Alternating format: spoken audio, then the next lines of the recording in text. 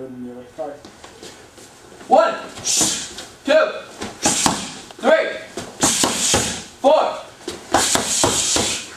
Good. All right. So we have the focus mitts.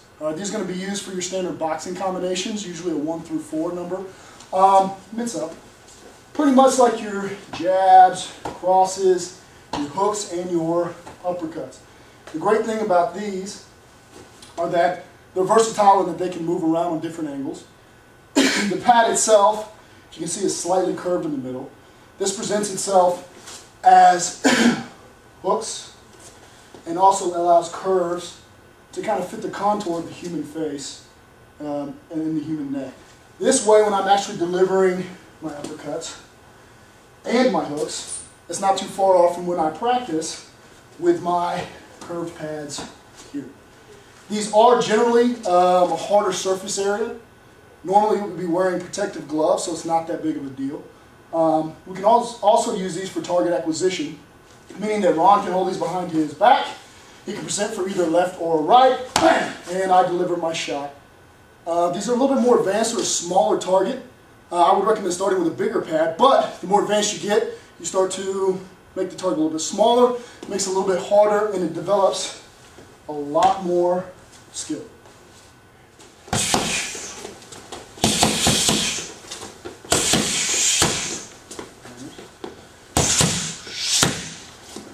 Move this down. Let's go from the side.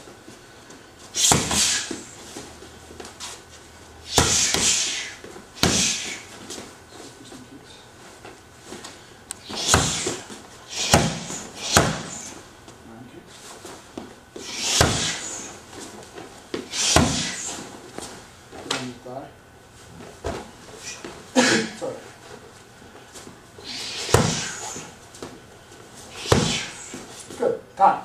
So next we have punch shields, also known as tombstones. This is a very versatile pad. I really like this pad. The reason being is that not only do you have a flat surface for your punches, palm heel strikes, and everything that's going laterally, you also have a diagonal surface on the top and the bottom. This fits the contour of the face again, almost like the bridge of a nose, or can the undergirdle of the chin. So from here we're doing straight punches. I can transition to a hammer fist strike on the top, and I can also use these, just hold the pad here, for some light work going straight in the pad, angles up, angles down. I can use these for elbows. I don't only have to go into a target that's in front of me. I can use these from the side, going to do different strikes from the side. I can use it from behind, from here, turning, bang, bang, going here, here, using it from targets at all angles around me. Not only can I use this for my punches, use it for headbutts, additional combatives, hold the bag low. From here, I can now put it in a kicking position. I can use this for your standard front kicks. We can take the bag off to either side. I can now transition into round kicks, right? And there's a lot of things that I can do with this bag. I can use this bag standing. I can use this bag in a kneeling position. I can use this bag on the ground. I'll do my bag. Attacker's presented on top of me. There's really no angle that I can't use this bag. Going up, up, up. The one thing I will say about this bag is that, again, this is a smaller bag, all right, a smaller target. Usually when you first start, you're going to start with a bigger target, and you go down to smaller and smaller targets. This is one of those mid-range targets. This is actually very beneficial to have, just because of the different angles and striking surfaces. Action. I'm going to show you from here.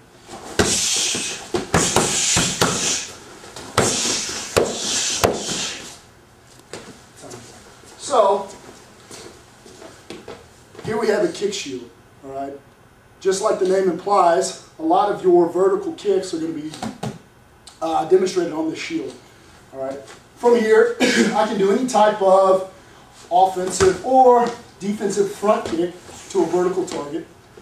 I can still strike on this here, using this for my striking. It's great for beginner students because you can do all different and all of your basic strikes on this one bag, all right? but also gives them a big target. So I'm starting out using my gross motor skills on a big target. That's what I would recommend for all beginners, is having a big kick shield. I can also transition to any type of knee strike that we have. I can really use this for pretty much anything. Go for round kicks. I can hold off to the side and use this for round kicks. I can use it for front kicks just the same. Alright? Like I said, this is great because you can do so much. The one thing that you can do on this that you won't do on any of the other bags is the front kicks. So, let's talk about some other kicks you can do, over side kicks. We can get into our side kicks here. We can get into our back kicks, bang, back kicks here. Alright? Pretty much you're going to cover 360 degrees. I can also use this pad when I'm training by myself. Pretty much any of the pads I can use in any type of secondary attacker position or ground position. This is probably your best one because it has the greatest surface area. So from here I can use this while training for myself as having an attacker underneath me. I can use this when I am practicing my ground fighting, such as my side mounts, striking in side mounts, my top mount position, striking, so on and so forth. Focus mitts for just 1 second. As you'll see on the back, it almost looks like a glove. Alright, this is where your hands fit in. Basically, that's what it is. It's a glove that has a pad on the end. Alright. You have the glove itself. You have a strap to tighten it onto your hand.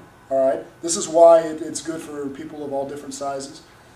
Let's talk about the pad itself. It's a harder surface, which usually requires a glove. It has a contour, a little bit of a bend in it. Let's do that again. Which is pretty much like a glove with a pad on the end of it. A strap to tighten it to my needs. From here, I put the focus mitt on. I can tighten it to however I want. And now I have a versatile movable pad. From here, it's a harder striking surface, right? And it also has a curve built in. This is why generally it puts a little bit more pressure on the wrists. However, you wouldn't use this type of pad without some type of wrist wrap or glove. Moving on to the punch shield, also known as a tombstone pad. The great thing about this is that here you have the flat surface. Okay, flat surface here. I also have a diagonal surface on the top and on the bottom. This just gives me a little bit different angles to strike on. 2 straps here so I can hold. Also has straps on the back. This way I can hold and use the pad for different areas, different striking areas. Not as hard as your focus mitt, but it still gives you a strong. It's a rectangular pad. It's got straps on the sides. It also comes with straps on the back. Naturally curved, all right, for a little bit more comfort, a little bit more safety in your kicks. Good. So here you've got your heavy bag.